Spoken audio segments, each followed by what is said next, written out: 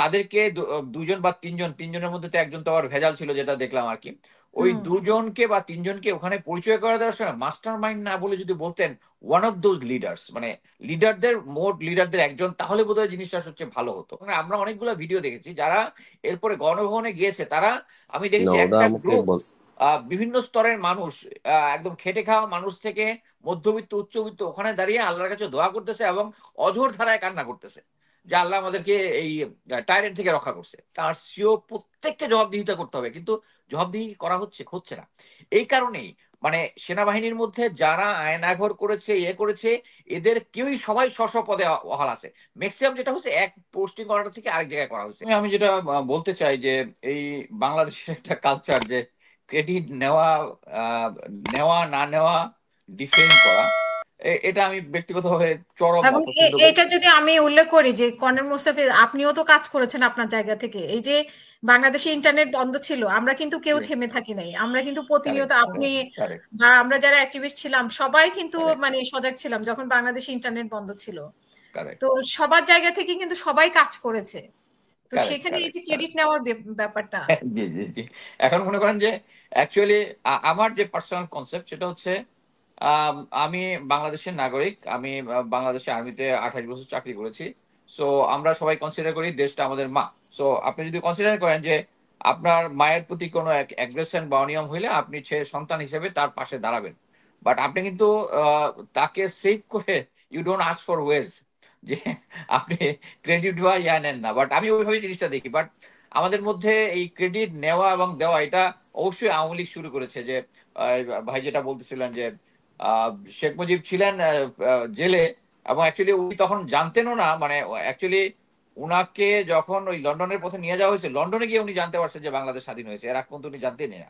So উনি নিজেও জানতেন যে উনার মানে ক্রেডিট কোনো কিছু নাই, কিন্তু আওয়ামী লীগ উনাকে সমস্ত ক্রেডিটটা দিয়েছে। এবং যেটা যে একটা ন্যাক্কারজনক, যেটা শেষ পর্যন্ত যেটা হয়েছে যে সারা বাংলাদেশে প্রতিটা ডিস্ট্রিক্টে বিভিন্ন জায়গায় মূর্তি ছিল, মূর্তিগুলা হুম।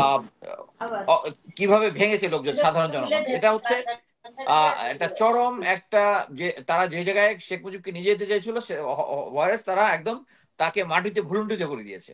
সো আমি মনে করি যে এইখানে ক্রেডিট দেওয়া বা নেওয়াটা ইজ ভেরি আনইম্পর্টেন্ট। আমি মনে করি আহ প্রধান উপদেষ্টা ডক্টর ইউনুস, তাদেরকে দুজন বা তিনজনের মধ্যে তো একজন তো আবার ভেজাল ছিল, যেটা দেখলাম আর কি।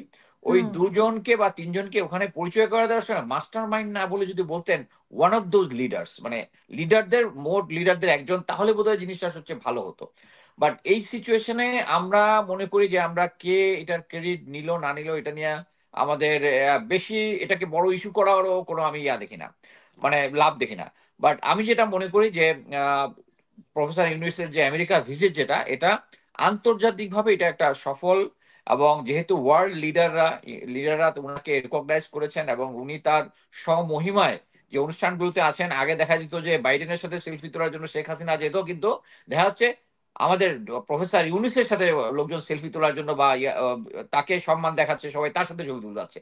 সে যে একটা ইম্পর্টেন্ট ফিগার, ওয়ার্ল্ড লিডার, এটা সবাই রিকগনাইজ করেছে।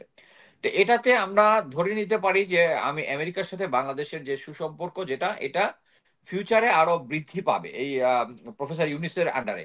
কিন্তু এট দ্য সেম টাইম একটা জিনিস বুঝতে হবে যে ভারতের সাথে তাদের একটা বড় একটা টাই আছে, যে টাইটার মেইন কারণ আমি বলবো হচ্ছে চায়না এবং ইন্ডিয়ান একটা বিশাল বড় একটা মার্কেট। সো যদিও তারা আমাদেরকে এই সিচুয়েশনে তাদেরকে আমাদেরকে হেল্প করছে আমি বলবো না, মানে সাপোর্ট দিচ্ছে। আর আরেকটা জিনিস আমি বলি যে অনেকের মধ্যে এখন একটা কনসেপ্ট আছে যে এই ছাত্র আন্দোলন বা ছাত্র জনতার আন্দোলন, জনগণের আন্দোলনকে পিছন থেকে আমেরিকা সাপোর্ট করেছে।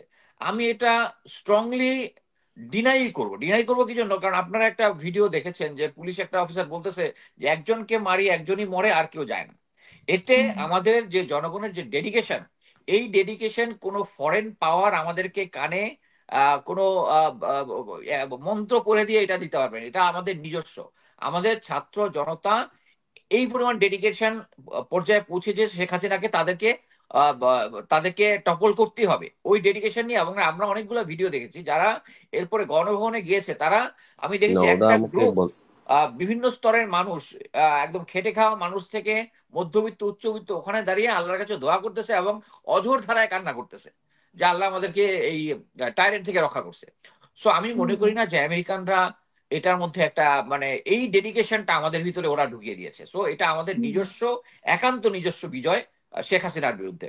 সো এখানে আমাদেরকে যেটা সতর্ক থাকতে হবে, আমি অলরেডি দেখেছি যখন ডোনাল্ড লু যখন আমেরিকা বাংলাদেশে ভারত হয়ে যখন আসে, তখন প্রফেসর ইউনুস বলেছে যে আমরা দেশের ইন্টারেস্ট সবচেয়ে আগে দেখব। তো এখন এটা ফিউচারে আমাদের দেখার বিষয় যে আমেরিকার সাথে যে আমাদের যে টাইটা এবং যে বৃদ্ধিটা হয়েছে এবং আমরা বিভিন্ন স্তর থেকে যে সমস্ত এইড এবং সাহায্য পাচ্ছি, এটা প্রফেসর ইউনুসের জন্য, তাতে কোনো ডাউট নাই। সো এটার সাথে যখন ভারতের একটা মিক্স আপ হবে, কারণ ভারত যখন তার ইন্টারেস্টকে পার্সু করবে, আমি এখন জিনিসটা এমন ভাবে দেখতেছি যে এই প্রফেসর ইউনুসের সরকারকে ডিসক্রেডিট দেওয়ার জন্য এখন এক এক এক ধারায় প্রতিটা সেক্টরে শেখ হাসিনার যে রেজিম গুলো আছে, রেজিমের লোকজন এখনো আছে, তারা ক্রমাগত চেষ্টা করে যাচ্ছে। বিসাইড আমেরিকান থ্রেট আমি বলবো যে আমেরিকার সাথে প্রফেসর ইউনুসের যে ভালো সম্পর্কটা আছে, এইটা এদেরকে একটা মেসেজ দেয় যে তারা যদি কোনো প্রতি বিপ্লব বা কোনো কিছু করে, it will not be successful because of America. America তার পাশে আছে। সো ভারত ইচ্ছা করলেই কোনো কিছু পারবে না, কিন্তু ভারত কিন্তু থেমে নেই। ভারত কিন্তু আমাদের হিল ট্রাককে অশান্ত করার চেষ্টা করতেছে। সেনাবাহিনীর যে বিভিন্ন সেনাবাহিনীর মধ্যে এখন পর্যন্ত আহ, একজন অফিসার ছাড়া বাকি কাউকেও কিন্তু চাকরিচ্যুত, দুজনকে শুধু রিটায়ারমেন্ট দেওয়া হয়েছে, বাকি কোনো কিছু ইভেন অফিসার যাদের সাথে ইন্ডিয়ান অজিত দোভালের টেক্সট মেসেজ আদান প্রদান হচ্ছে, সেই সমস্ত অফিসারদেরকেও এখন পর্যন্ত চাকরিচ্যুত করা হয়নি। আপনারা কিছুদিন আগে দেখেছেন যে এদিকে আপনি কি মনে করেন যে ওয়াকুজ্জামানের একটা চালাকি, উনি বাইরে এক কথা বলছেন ভিতরে আরেকটা? অ্যাবসুলুটলি এখন এই মুহূর্তে আমাদের কোনো ডাউট নাই যে ওয়াকার স্যারের যে ইন্টেনশন, উনি বলতে চাচ্ছেন, মানে বোঝানোর চেষ্টা করতেছেন। ইভেন আমরা যারা বিভিন্ন জায়গায় কথা বলি, আমি ছাড়া অনেকেই উনি ফোন করেছেন, ফোন করে বোঝানোর চেষ্টা করতেছেন যে উনি সবার এগেনস্টে ব্যবস্থা নেবেন, কিন্তু উনার গতিটা স্লো মেনে নিতে পারতাম, বাট স্লো মানে কি এখন উনি ব্যাক গিয়ারে চলে যাচ্ছেন। এখন আপনি একটা জিনিস দেখেন, আপনারা সবাই লেফটেন্যান্ট তানজিমের মৃত্যুটা দেখেছেন, এবং হুম। লেফটেন্যান্ট তামজিদকে যে অপারেশনটা করা হয়েছে, অপারেশনের মধ্যে মাত্র 30 রাউন্ড অ্যামুনেশন ছিল। এটা তো মেনে যাওয়া যায় না। আর্মির যে বেসিক এসওপি, স্ট্যান্ডার্ড প্রসিডিউর যেটা আছে, যে ফার্স্ট লাইন অ্যামুনেশন সবার সাথে থাকবে, এটা না করে একটা অফিসারকে লাইফ সেটিং এর মধ্যে রাখা হয়েছে। শুধু তাই না, আপনারা যদি যে কোনো জায়গায় দেখেন, সেনাবাহিনী কোথাও গিয়েছে, কোনো একটা অপারেশনে গিয়েছে, সেনাবাহিনী বলে এখন কোথাও একটা ঘেরাও দিয়ে রাখছে, সে যত হোস্টাইলই হোক, তারা কি গুলি করার চেষ্টা করবে? সেনাবাহিনীকে গুলি করার চেষ্টা করবে? এখানে গুলি করেছে, প্রথমে তাকে গুলি করেছে, তার গলার মধ্যে দুইটা গুলির ইয়া আছে। আমি নিজে ছবিটা দেখেছি, আমার কাছে ছবিটাও আছে। তাকে গুলি করা হয়েছে এবং তারপরে তাকে টেনে নিয়ে গিয়ে ছুরিকাহত করা হয়েছে। এত বড় সাহস কাদের? এইটা যদি বাইরে থেকে কেউ ইনস্ট্রাকশন না দেয় এবং সে যদি না জানে যে এর কাছে কোনো অ্যামুনিশন নাই, এখন এটার জন্য টেন ডিভের জিওসি থেকে শুরু করে ব্রিগেড কমান্ডার, তার সিও, প্রত্যেককে জবাবদিহিতা করতে হবে, কিন্তু জবাবদিহি করা হচ্ছে না। এই কারণেই মানে সেনাবাহিনীর মধ্যে যারা আয়নাঘর করেছে, করেছে, এদের কেউই সবাই স্ব স্ব পদে বহাল আছে। ম্যাক্সিমাম যেটা হচ্ছে এক পোস্টিং অর্ডার থেকে আরেক জায়গায় করা হয়েছে। এই কারণে মনে করেন যে আপনারা যে বাইতুল মোকাররমের খতিবকে দেখেছেন, সে ফেরত আসছে কি এর জন্য? সে দেখতেছে যে আওয়ামী লীগের সময় স্ব স্ব পদে বহাল আছে, ভয়ের তো কোনো কারণ নাই, সে ওখানে চলে আসছে।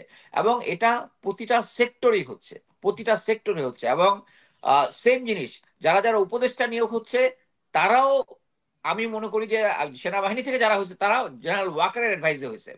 তারপরে আপনারা একটা জিনিস দেখেন, আমি এর আগেই একটা আমি যেহেতু ফেসবুকে লেখালেখি করি, অন্য কোথাও লেখালেখি করতাম না, সেখানে আমি কয়েকবারই আমি বলেছি যে বিএনপি এবং আওয়ামী লীগ দুইটার ভিতরেই একটা বুদ্ধিজীবী কোটি আছে, তারা হচ্ছে ভারতীয় র পেইড।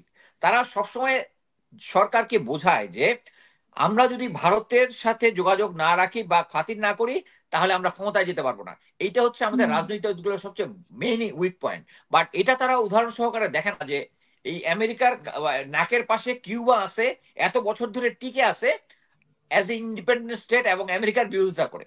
কিভাবে? কারণ একটা জিনিস বুঝতে হবে যে আন্তর্জাতিক পর্যায়ে প্রতিটা রাষ্ট্রের সম্মান জি, হচ্ছে সেম। মুস্তাফিজুর রহমান সংক্ষেপ করবেন। হুম। আচ্ছা, আচ্ছা, আমি যেটা বলতে চাচ্ছি যে এখন যেটা দেখা যাচ্ছে যে বিএনপির লোকজনের সাথে আওয়ামী লীগ, সরি, জামাতের লোকজনের সাথে আওয়ামী ঘরনার সাংবাদিক সাংবাদিক যাচ্ছে, বিএনপির লোকজন ভারতের সাথে মিলে যাওয়ার চেষ্টা করতেছে। এটার কারণ একটাই যে প্রতিটা জায়গার মধ্যে ভারতীয় ইনফিল্ট্রেশন। এটার কারণ একটাই যে আমাদের দেশে এখন পর্যন্ত আমরা কখনো গণতন্ত্রভাবে সঠিকভাবে প্রেস করতে পারি নাই। গণতন্ত্র যখন সঠিকভাবে একটা মানে তারা চুজ করে তাদের নেতা নির্বাচন করবে, তখন এই জিনিসটা কমে যাবে। আমি অ্যাট প্রেজেন্ট এখন যেটা দেখতেছি, অনেকে শুনেছি যে, আপনারাও শুনেছেন যে ছাত্ররা একটা রাজনৈতিক দল করবে। ছাত্ররা করতেই পারে, কোনো সমস্যা নাই, এটা স্বাধীন দেশ। বিএনপি আছে, আওয়ামী লীগ তো এখন মানে এখন যারা ক্ষমতা আছে তারা আওয়ামী লীগকে আবার রিঅর্গানাইজ করার একটা সুযোগ দেওয়ার চেষ্টা করতেছে এই সিচুয়েশনে। এবং আমি আরেকটা জিনিস সচেতন ভাবে, এটা আপনাদের চোখে পড়ার কথা, সেটা হচ্ছে তারা চেষ্টা করতেছে যে বিএনপি কে ডিসক্রেডিট করার জন্য। এটা আপনারা এর আগেও কয়েকটা বলছেন না, বাট আমি মনে করি যে একটা স্বাধীন দেশের নাগরিক হিসাবে যারা ক্ষমতায় থাকবে বা যারা রাষ্ট্র পরিচালনা করবে, তাদের যে দৃষ্টিটা হবে হচ্ছে নিরপেক্ষ। বর্তমানে এই নিরপেক্ষ জিনিসটা দেখা যাচ্ছে না। আমি যেটা ভাবতেছি যে হয়তো এরকম একটা সিস্টেম করা হচ্ছে যে কোনো না আগামী রাষ্ট্রটা কিভাবে গঠন করবে, এটা অলরেডি ভারত আমাদের ভিতরে দিয়ে, আমাদের যারা প্রশাসনের ভিতরে ঢুকে তারা ওই জিনিসটা সেট করার চেষ্টা করতেছে, যেটা আমরা হয়তো বুঝতে পারতেছি, হয়তো বুঝতে পারতেছি না সচেতন ভাবে। ধন্যবাদ। এই পর্যায়ে আমি